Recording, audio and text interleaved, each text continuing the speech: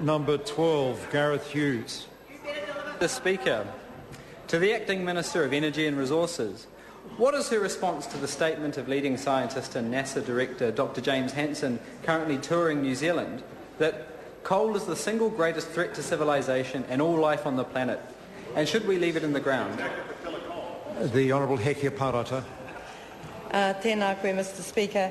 Fossil fuels will continue to play an important role in the global economy and in New Zealand as we transition to a low-carbon economy. For example, the judicious use of coal in New Zealand at the Huntly Power Station ensures the lights stay on each winter. Gareth Hughes. To the Minister, does she agree that our children and our grandchildren have a right to live on a planet not threatened by catastrophic climate change? And if so, will her government stop the development of dirty lignite coal in Southland? The Honourable Hekia Parata. Mr Speaker, I don't believe that the first part leads to the second part of the question, and of course all governments are interested in creating a safe and good environment for children and their families. Gareth Hughes. Supplementary.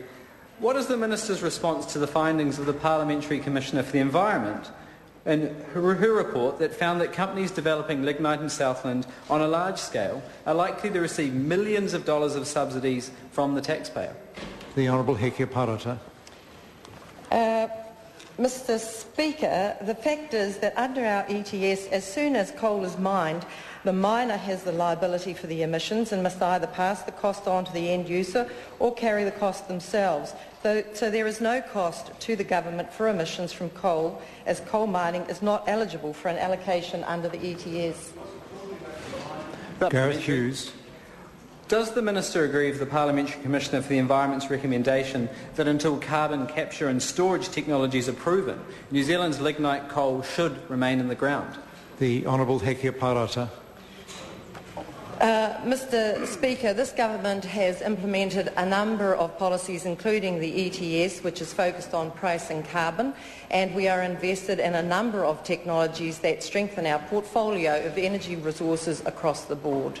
Point of order. Point of order, Gareth Hughes. Mr Speaker, it was a very clear question. Does the Minister agree with the recommendation? To save the member time, he can repeat his question. Thank you, Mr Speaker. Does the Minister agree with the Parliamentary Commissioner for the Environment, whose recommendation was that until carbon capture and storage technologies are proven, New Zealand's lignite coal should remain in the ground? Honourable Hekia Parata. Mr Speaker, no. Gareth Hughes. Supplementary. Does the Minister agree that think big projects that exploit dirty lignite coal are like pulling up the floorboards of our home to throw on the fire to keep warm, and that a smart green energy strategy would keep our children and our grandchildren warmer and more secure? The Honourable Hekia Parata.